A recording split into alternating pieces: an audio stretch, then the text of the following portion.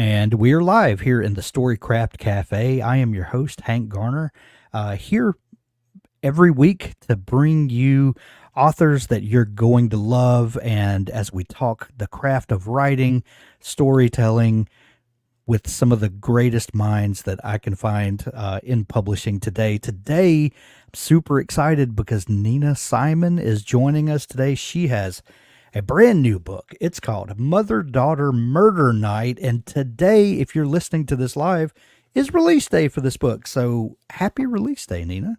Thank you. I'm so honored to be with you. When I got asked about when to schedule this, I was like, yeah, heck yeah, I want to talk to Hank on release day. So I'm glad to be with you and anybody who's with us live right now. Awesome. Awesome. I absolutely love this book, and we're going to get into it in a little bit. But I just wanted to start by saying that it's a phenomenal book. I know this is your debut book. This is your first foray into fiction. And I know you've got a great story about how this book came about. But was this the first book that you'd ever written? First novel, not first book. Okay, I like to say it's my first novel, but about my fifth career. Um, when I I love was that. a college Sounds like me, student, yeah, I was a college student. I was an electrical engineer by day and a slam poet by night. So I put out a couple as of one chapbooks does. that you make at the copy shop. Yep. And then later, I had a career as a museum exhibit designer and a museum director. And I wrote two books of nonfiction during that time, really about how to invite people who maybe haven't felt welcome in museums and cultural institutions to be part of them. And then my life changed again about 3 years ago, and it led me back into creative writing and into writing fiction for the first time. Electrical engineer. You worked with NASA at one point, is that right? I did. I graduated early from college, Hank, and I got my dream job at NASA. And I just hated it. And it was one of those great experiences where you learn real early that you Yeah. were wrong before you have invested your life in something. And then I, of course, made the phone call that no Jewish mother wants to hear, which is, "Hi, Mom. I'm quitting my electrical engineering job at NASA to work at a children's museum, designing puppet shows about math for $5 an hour, and doing poetry on the side. And it's going to be great." But it's all turned out okay. And I think my mom has gotten used to the zigs and zags in my career over the last couple of decades. I've tried to tell my kids. We have 5 kids, and our all of them are through college and Mm. on life, except for our youngest, who is in the middle of art school right now. And I've tried to tell them all, don't be married Mm. to what you think you want to be at Yeah. 19, 20 years old, because I'm like you, Nina. I've had 8 careers at this point, and Awesome. they're all things that I've been passionate about. But Yes. your levels of passion vary depending Yeah, on how much experience you have with life, and what's going to absolutely. bring you satisfaction and joy and meaning. And I know this is something that resonates with you because reading some of your writing on your Substack, which we'll talk about in just a little bit, you had a real hard time when you went through this life transition that brought about the book, Mhm. with always feeling like you needed to bring purpose to the Mm. world, like that Mhm. you weren't fulfilling something. Mhm. Um, could you talk a little bit about that, and like Yeah. what this pressure is Yeah. on us to be something big? Well, I love hearing what you're talking about with your kids because I do think that at least in America, there's a real drumbeat of this sense that your job as a young person is to find the career that fully satisfies you and that you then, kind of build a brick wall of all of these achievements in this one Hmm. direction, and that's what success looks like. And I think for people like you or I who have multiple different passions, sometimes people can look at us like, you're just chaotically bouncing from one thing to another. But Right. I really believe, I like to think about Russian stacking dolls and this idea that every experience is in there, but you're just finding joy and deep engagement in something new. And I think that one thing that isn't talked about often when we talk about people who shift gears, is that often at the moment when you should be most excited, when you're Hmm. choosing something new, it's often a time that is marked by a lot of shame, a lot of guilt, a lot of loss. And in my case, I spent almost 20 years working in museums and nonprofits and got to the point where I spent 10 years running nonprofits, first as a museum director and then as a nonprofit CEO. And when I put that down, which in my case was because of a mixture of burnout and because my mom had gotten very sick, and I started picking up writing fiction, I felt embarrassed. Even though I was doing what I most wanted to do, what was important for my family, even though I was doing something that was bringing me a lot of joy, I had spent so many years feeling like my worth and my sense of a good day was based on what I had produced, was based on who I had impacted, was based on the job that I had and what I was doing. And it felt kind of embarrassing to feel proud that I had made a meal my mom would eat or that I'd written a scene that made her smile. Because, I wrote this book for her in a time of really tough cancer diagnosis. And so, on the one hand, I was finding so much joy in the intimacy and the smallness of this project. And on the other hand, I was unlearning some of the messages in my own head about how doing something small, doing something personal and precious doesn't matter, and that on some level means that you don't matter. And I feel like as a creative person, I am constantly having to remind myself, not that this matters in some big way, but that it's okay to follow something that is just giving you joy and purpose on a daily basis, even if nobody outside of your room or outside of your little world is aware that you're doing it. Well said. Well said. Um, you were an electrical engineer and doing slam poetry at the same time. Um, does that dichotomy hit you as funny, or one seems like it's a very, if you believe in these kind of Sure. determinations, but left brain and one's very right brain, Yeah. and seem diametrically opposed. Yeah. Was that Yeah. something that struck you as odd, or was this just kind of an outgrowth of, well, this is who I am. I am. Yeah, I'm all in on a lot of things at once. I mean, those were the more hesitate to use the word professional about slam poetry, but those are the ones, on the bio. But I also have always been a very passionate athlete, a very passionate outdoors woman. And I feel like for me, all these things coexist. I'll also say that, I grew up in a household with a dad who was a rock musician, a mom who had multiple different careers around educational technology. And I think that there was just this sense in my house growing up that you pursue the things that you love and that there is no limit to how many of those things there can be. And Hank, when I was leaving high school, I was really debating if I wanted to study creative writing and literature or if I wanted to study engineering. I loved math and science and I loved writing and reading. And I figured reading and writing would be part of my life no matter what, but that I probably wasn't going to be an engineer as a hobby. And so I felt like that's Right. what I wanted to study. And so it is so funny in some ways to realize that this is coming full circle in a way I just never would have anticipated. And I feel like I live for those surprises and discoveries. And I hope that, as life goes on, I keep surprising myself with passions. And I'm also the kind of person who, for me, balance looks like um, doing multiple very different things. Right Yeah. now it's about motherhood and daughterhood, but it's also about and writing obviously and reading, but it's also about playing beach volleyball. It's also about learning how to do a great handstand, and so I feel like I'm always looking to be growing and learning in multiple different directions at once. I think the thing I couldn't do that I really admire people who can do this are those people who are an engineer by day and then after work they volunteer at a tinkering studio and they're working in their garage on the weekend. I need very different things to balance out my life. Yeah. I'm not all in on just one thing. Yeah.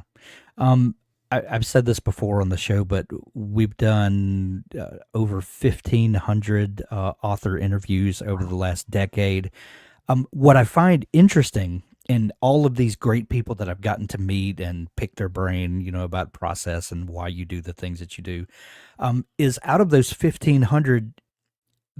Seriously, Nina, I could put one hand, possibly two, the amount of people who knew they were always going to be a writer, Mm, and that was their sole pursuit. mm, Like mm, out of high mm, school mm, directly into college, where I'm going to study how to write and publish, and this is going to be the only thing that I ever do. Those are rare, mhm, rare, rare, rare stories. They mhm. do exist, Yep. but they're super rare.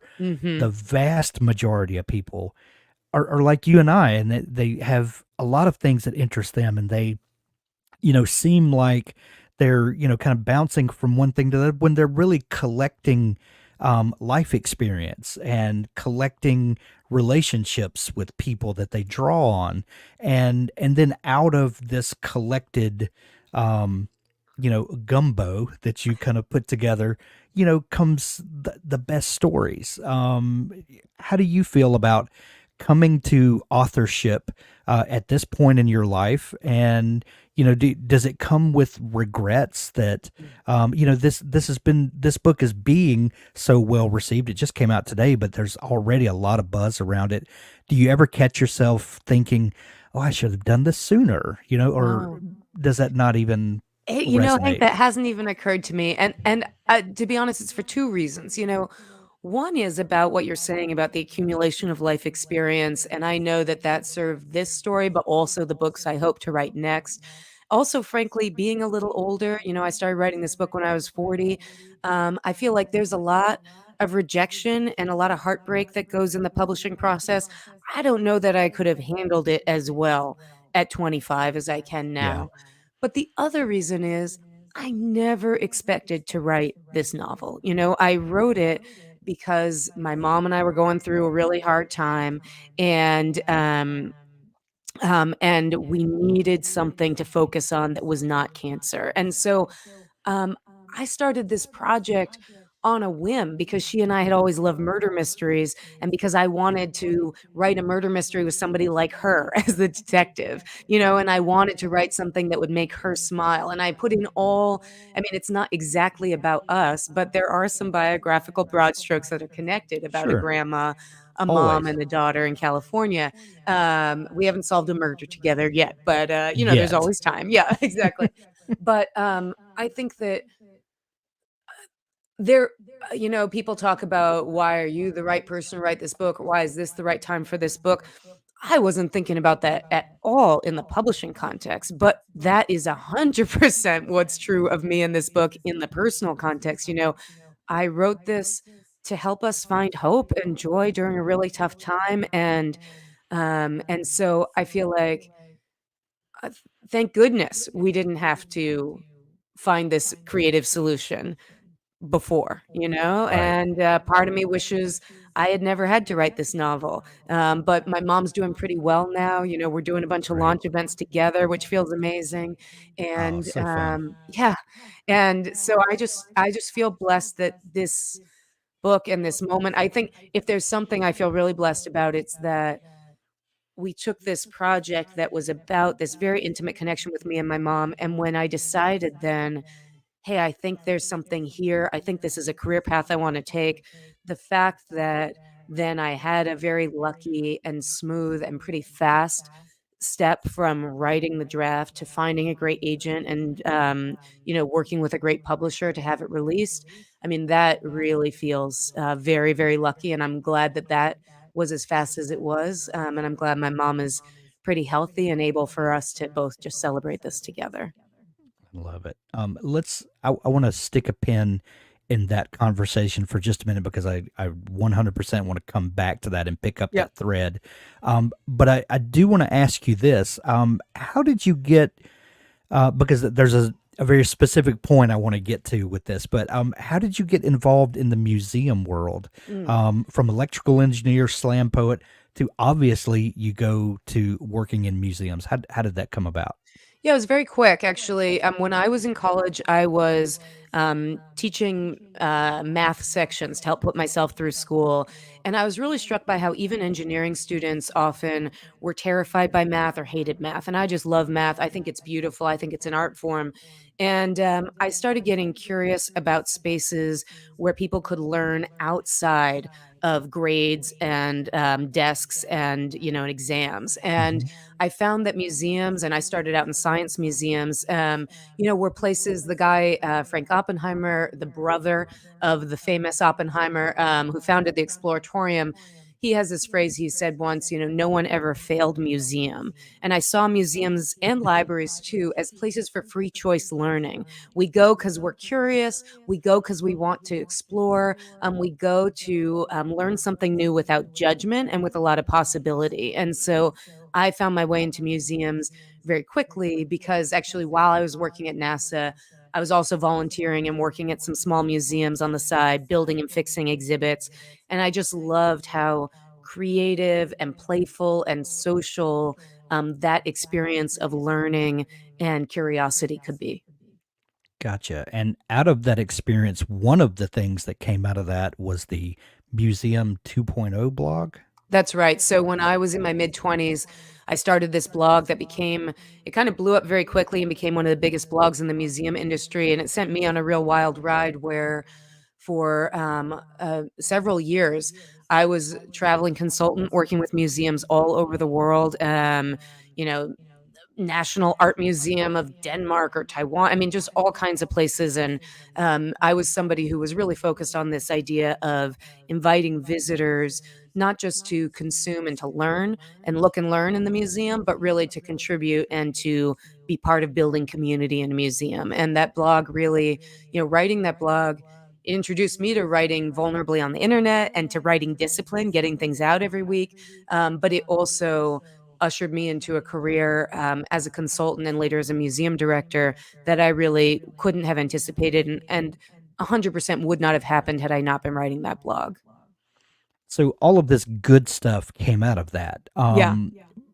But one thing that I find interesting, there came a point, August of last year, I believe it was, when you decided to step back from that because it had kind of become something that was no longer serving you, or I don't want to put words in your mouth, but and the reason I'm asking you this is because I think a lot of writers um, get involved in writing and publishing and get involved in the business of doing all that. And there are a lot of things that you can do about writing that kind of, in a way, can steal the joy of the Mhm. original Yeah. thing that you loved. And Yeah. it's so easy to get sidetracked in doing good, Sure. that you lose track of what you were doing in the first place. And I'm not trying to put words in your mouth. I want Yeah. to hear your side of that. But Yeah. And am I picking up? I would say that's not really what happened for me, Hank. Okay. In the fall of 2020, two things really happened. My mom got sick, and it was just a life shift for me in terms of like, oh my gosh, this is where I want to focus. I don't want to focus on work, and I And was nothing burned else was out. happening around the world in Yeah, 2020 exactly. either. Well, Yeah. and I was really burned out from 10 years of being a CEO and nonprofit leadership, and museum leadership is as much about hustling for fundraising as it is, about leading a team and working with creative folks. And I would say that the other thing that was a reality is my husband and I and my daughter, we live in a very beautiful place in the Santa Cruz Mountains, and we set down roots here about 16 years ago and decided we weren't going to leave. And the way to kind of move up in museum world is to keep moving every few years to a bigger museum in a new city. And that was just not going to be my path. Although, here's what I will say about what you're talking about.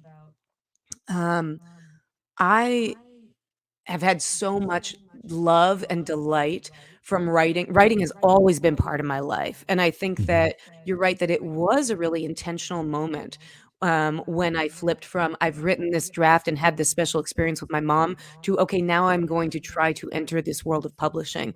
And I actually got really great advice from a friend of mine who's an agent and an author, and he said, be attentive to, he said, you've had so much joy writing this first draft. That's great. You've had so much joy working with beta readers. That's great. He said, as you enter the publishing journey, be attentive to what you're finding joy in and what you aren't. Do you like querying? Do you like being on submission?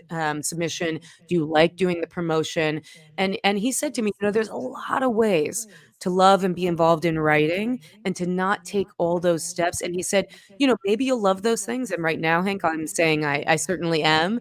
But he said to me, if you don't love them, that's okay. There's other ways to have a great and very rich experience in life with writing. And so I think that I'm totally into this, but also eyes wide open to the fact that I'm going to do it while it is joyful.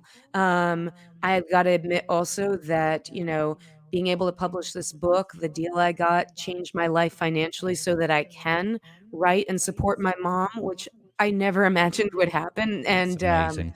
yeah, and so, I mean, as long as it's giving me these gifts, I wanna be writing, and I wanna keep my eyes wide open about the realities of the writing life, but also the publishing life as well. Love it. There's a new documentary series that came out on Netflix this last week, and I'm gonna butcher the name of it. But that's not the point. Living to 100. Mm, And this guy studied all of these blue zones around the world yeah. where they have these people that all live to be 100, and trying to find what the common factors are there, and then obviously what can we apply to our lives that they do. But one of the things that he found in all of these cultures was the the fact that families are very close, and Mm, that grandparents depend on their children and then their grandchildren, and you have this built-in community of family that is very close, and in every one of those cultures that was prevalent in each one of them. Um, I know that you had an experience with your mother. Your mother, you said, got cancer, and you guys, walked through this together, and it changed not only her life but your life and your daughter's life, and um and thank God that your mother is doing better now. I'm so glad to hear that. But I got to knowing that this interview was coming up. mm, I was watching that the other night, and I was like, I'm going to ask Nina about that. mm, That this sense of kind of rebuilding family community. Could you talk a little yeah. bit about your experience and how all that got started? Yeah, and Hank, that's such a big part of Mother Daughter Murder Night. I like to say it's Yes. both a murder mystery and a family drama. And on the Right. family side, it really is about these three strong women, three generations of women, building and rebuilding, reshaping their family connection and their loving connection with each other.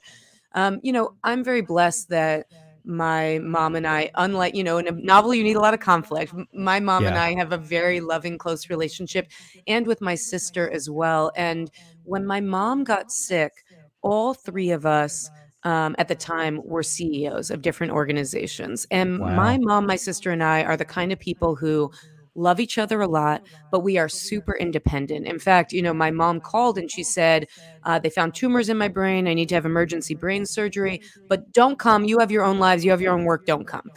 And of course, we hung up, and then immediately my sister and I text each other. We're like, we're going right now. Right. And a lot of this book and writing this book was about me processing through and exploring the idea of what we think of when we think of being strong, and particularly what it means to be a strong woman. Because Hmm. I certainly learned, and my mom, my sister, and I all exemplified that strength equaled independence, standing on your own feet. But I think that what we really learned through, or I'll just say what I really learned through this healing process, and what I think, frankly, a lot of people have been talking about through the pandemic, is that there's a lot of strength in interdependence. And that if Right. we're too focused on our own independence, it can lead us to selfishness, but it can also lead us, as you're saying, to poor health outcomes and to loss. And I think that a lot of me writing this book and imagining these three generations of Rubicon women coming together using this murder mystery to solve and move forward, um, was about me grappling with and learning to love and admire what it means to find strength in caring for and with each other as opposed to in standing apart. And Hank, there's 3 main women in this book. Lana, the grandma, who's a very tough, independent woman. Right. Beth, the mom, who's a very caring and strong nurse, and Jack, the granddaughter, who's very adventurous. And I like to say, I am always curious when I talk to readers. I'm curious for you, which Rubicon women do you feel like you connected with most?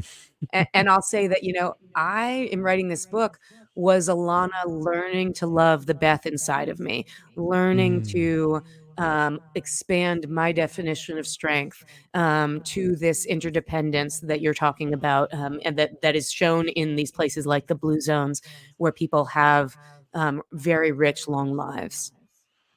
Well, since I turned 50 a year ago, these topics have been of more and more interest to me. And my oldest daughter made me a grandfather as well, and so these different roles in life. I still think of myself as 25 or something, and then I've got grown kids and now grandkids coming along, and it's you. I'm when you said, which character do you align with, and all three of them, I have seen Mhm. myself in all three of these characters, Mhm. because we're at different stages of life, and there really is this growth progression that Mm. happens with us, not only physically but emotionally, and how we connect with those around us at Mm. different stages is really powerful. Mhm. I love that this book is a mix of kind of cozy mystery and family drama. I understand that you and your mom were both mystery fans. Can you Yeah, kind of absolutely, and trace that back to a root? yeah, absolutely, and that's why I wrote a mystery. I think that, I grew up, with my mom reading, Sue Grafton, Janet Oh yeah, Ivanovich, Faye Kellerman, some of the classics of the '90s in particular, and actually, when my mom got sick, we ended up pulling out old favorites to read again, and that was love it. really the impetus for me to say to her, "Gosh, what if I tried to do this? What if I tried to write a murder mystery? And what if, we had main characters who were inspired by people a little bit like us?" And it really became for us this joyful exploration of something we both love. And we were rewatching old Monk and Columbo and reading, craft books on how to write a mystery, because of course you read them all your life. And so you get some sense of, oh, okay, Right. I need a few suspects. I need an interesting setting. But it's a whole different thing to really try and write one, and, I certainly learned a ton in the writing of this book. So let's break it down. Where did you start? Did you have an idea in mind, a murder? What was kind of the first thing that came to you that sparked the kind of what if game that goes into first planning out a novel? Yeah, I started with the 3 women, and actually, Hank, I live in the Santa Cruz Mountains in the Monterey Bay. My mom lives in Los Angeles, and I've been on a campaign to get my mom to move up here for 10 years, and, very Mhm. unsuccessfully. And so, and when she got sick, the what if started from our own lives. I said, "Okay, what if you had this really tough business mogul woman in Los Angeles, this Jewish woman in Los Angeles who got sick and was forced to move in with her daughter and granddaughter up in the Monterey Bay." And it was kind of one of these things, Hank, where I couldn't get my mom to leave Los Angeles, but I could get my imaginary mom to leave Los Right. Angeles. And so I Right. imagined, what would this woman, who would feel so pent up and so stuck and trapped in this little cottage in the Monterey Bay, how would she find her power and agency in that place, disrupted and uprooted from the world of Los Angeles where she had had her own power as a realtor. And so that's where it started. And then I knew it was going to be a murder mystery. One of the reasons I didn't just write a family drama. One is, of course, I love murder mysteries, but also for a first novel, it felt overwhelming to imagine inventing a story out of nothing. And with a murder mystery, I knew the genre and I knew there were these tent poles of things that had to happen, right? You have Sure. to find a dead body, there have to be some suspects, you have the detective has to figure it out, there has to be a reveal. And that gave me some confidence and just like a little bit of guidance in how I might start to do it. And, to be perfectly honest, for the first few weeks, my mom and we would just chat about these characters. I had not written Yeah. a word. We would just talk about, oh, what if you did move up? What would it be like? What if there was a more outrageous version? And how would this happen? And da da da da.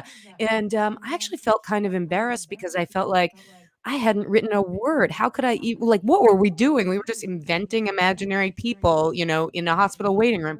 But then when I started writing, because I'd spent so much time with her and with these characters, the writing flowed. And while I had to do a lot of work and used actually a lot of engineering brain to plot out an interesting mystery, everything about those three women interacting with each other felt very natural because I felt like I knew these women so deeply from that brainstorming and from all of the inspiration that I was drawing from our own lives and from others as well.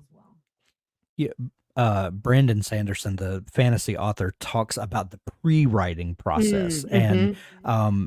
that is an essential part of writing. Is the going through, learning these characters, and kind of fleshing out ideas before you ever start typing the book. That a lot of that, and we discount time that's not pecking keys on the Yeah. keyboard Yeah. as not writing, but that's 100% part of the writing process. And like you said, that became essential to understanding the story, but not only the story, the characters, and it just flowed from there, huh?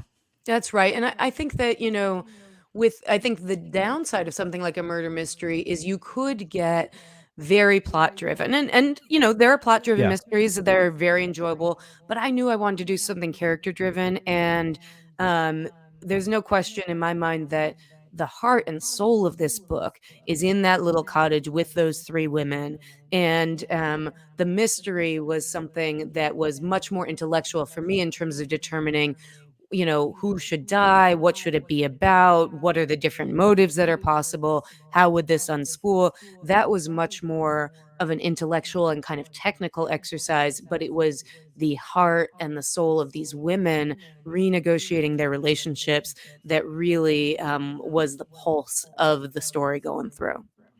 I'm glad that you described the character versus plot, Mm, because a lot of times we'll think about genre fiction mm, as what happens and how it happens. So very much plot driven, and then we have the more literary fiction where it's all about character developments, and sometimes nothing really happens, but it's just about the journey that these characters go on. But the taking these two elements and merging them together is the real power of this book. Is not only is there an engaging why and what happens, but we get to see these characters grow and bond, and there's also some levity in there. There's some moments of joy in the midst of the all the horrible stuff going on. And to me, that's really where this book shines, is the melding together of those two things. Well, thank you, and I think I said it earlier, that I wrote every scene trying to make my mom smile, so, there's plenty of humor in this book and joy, and it really is rooted in that intention, and I'll also say, I feel so lucky, Hank, that this book, I wrote it for my mom because I thought this would be entertaining for us, and it's been really amazing for me as a mystery reader to see how over the last couple of years, and I don't know if this is pandemic related or not, but I think we've seen more books like the Thursday Murder Club books Right. or Finley Donovan, Vera Wong's Unsolicited Advice for Murderers, where there is this heart and this humor Right. alongside a great mystery. um you you didn't necessarily start writing the book with the intention to publish, but you did take it seriously. Yes. When did you realize that that you had something on your hands, that Mm.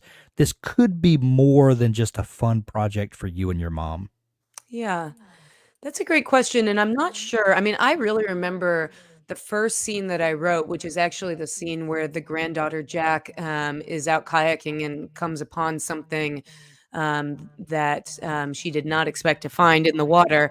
And I remember writing it and sharing it with my mom, but also texting it to one of my best friends and saying, "I think this feels like it could be in a book." And it's so hard, I think, when you're working in Microsoft Word or however you choose to write. Yeah. Like, it doesn't look like a book. It looks like your 8th grade, essay. It looks like, and Looks like so a book it report. yeah, exactly, and so I think that it was kind of interesting, alchemy to imagine, does this feel like the kinds of things I read or not? And, I think that so I think that from early on, I felt like there was some spark and some life in it, but I really had no idea. I worked with a ton of beta readers. I love working with beta readers.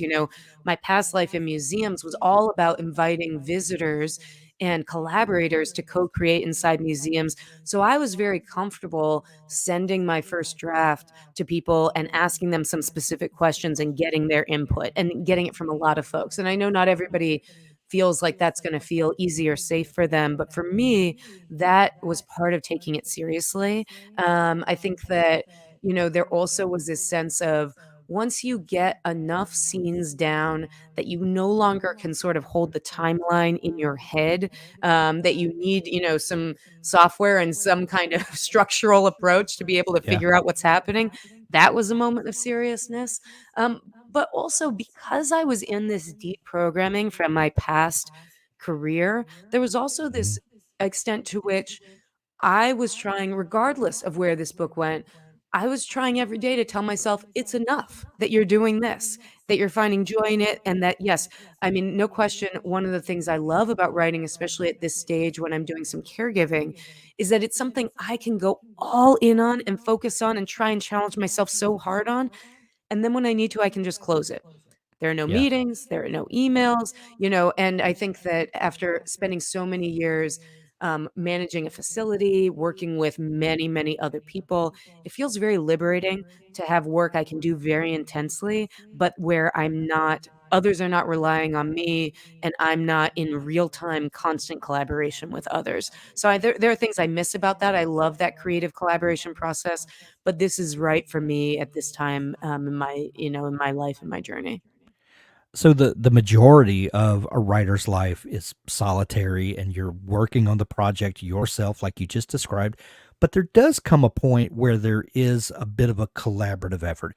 You mentioned beta readers. Mhm. Also, if I understand your story right, when you had finished the book and then edited the book as best you could from your vantage point, then you started soliciting agents, Right. and you landed an agent, and then your agent had some feedback for you. What was that process like? That you're so close to the story, Yeah. and now someone who knows nothing about it, gets fresh eyes and a fresh perspective on it, and then offers input. Yes. Is that difficult to receive from someone No. when you're so close to the Oh, the Hank, the for me, it was project? so amazing. My agent is Stephanie Lieberman, and she works with 2 colleagues, Molly and Adam, and all 3 of them offered me such amazing input, and I really feel like I got, an MFA from them through the 8 months we worked on 3 redrafts, before, Wow. Stephanie was ready to submit it, and frankly, maybe the MFA started with Stephanie and her team, and then it continued with my editor at William Morrow, Liz Stein, who was extraordinary. I'd never had creative writing instruction before. And so to have somebody in my agent really being able to give me feedback and guidance was so valuable. I'm somebody who really loves to learn, loves to grow, and you cannot coach me enough. I'm like, bring it on. I want more. I think also the fact that your agent, unlike anybody else you might engage in this, is financially invested in the success of the Sure. project Right. means they're not giving you input from a place of ego, or I would do it this way, or they're giving you input from the place of how can I support you in making this story the strongest it can be. And I felt the same way with my editor at William Morrow, Liz Stein. You know, I think that also I knew that in choosing to query and choosing to take this path, that I was taking something personal and intimate and deciding that I almost think of it like a break, where it's like now we are turning this into a product for a broad market. And that may mean some different choices. There may be some darlings that were lovely for me and my mom that are not going to make it to the finish line, and that's okay. And I think that it in no way invalidates or makes less sweet what happened with me and my mom and my beta readers before, Sure. to have this continued growth with my agent and editor after. And there are so many very specific things I learned about being a better writer from my agent and from my editor, and I'm taking those into, the next book I'm writing, and I can't wait to, get more feedback, and get more coaching, because I feel like I'm just at the beginning of this journey. It's so wonderful that we've gotten a lot of support for the book, but I know that, there's a lot more I have to learn about writing, and I can't wait to, continue to put these lessons into practice as I grow as a writer.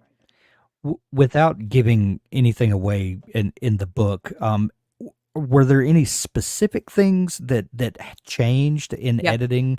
Were characters added, taken away, major plot points? Kind of yep, what was kind of a big thing for you that you couldn't see, but then yep, getting the new perspective yep. from someone that made the book better? Is there anything that you Yeah, could point to? there I would say there are 3 big ones. The Okay. first is just adding layer and nuance to the story. I think that my first version, particularly when you think about suspects and the murder, some of the characters were drawn quite, broadly, and I Okay. really learned to bring, depth to all the characters. Another very specific thing that happened was my editor, suggested adding the prologue that's there. Originally, the book started with Lana in Los Angeles. Now it starts with Beth and Jack in Elkhorn Slough, where most of the book takes place. That was the right thing to do to really anchor readers in, both the setting, but also the fact that this is a mystery. It's not just about a lady in Los Angeles who gets cancer. And Right. then one very specific tip that my agent gave me that I would recommend to anybody writing a murder mystery is she said, you've done a good job setting up having multiple suspects, but you're just sort of jumping to different ones of them when it's convenient for you or for the main characters."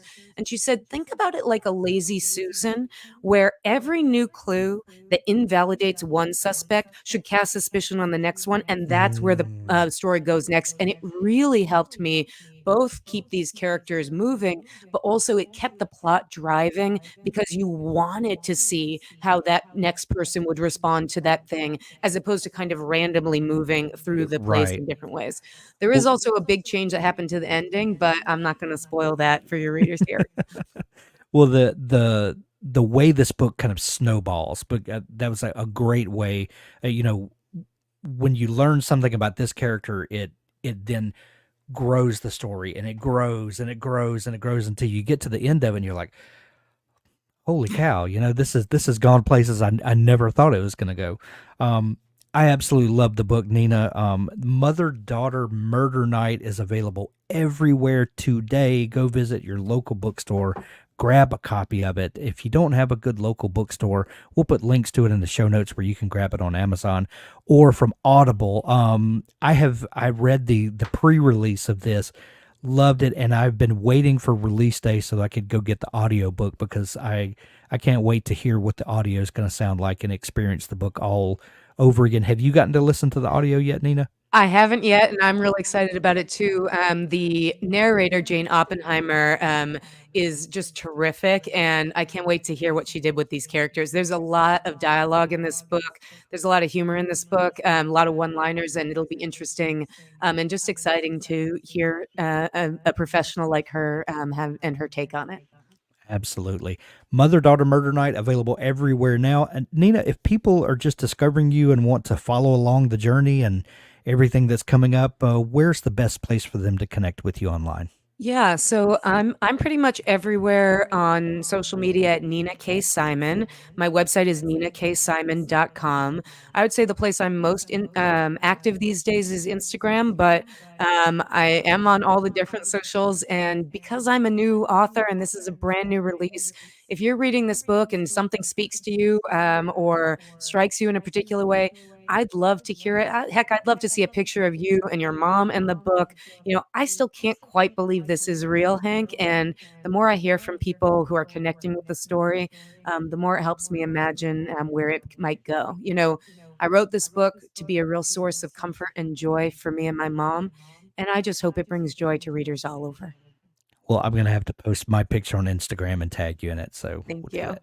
Nina, this has been so much fun chatting. Thank you so much for taking time to come on the show. Thank you. And thank you, everybody who's listening.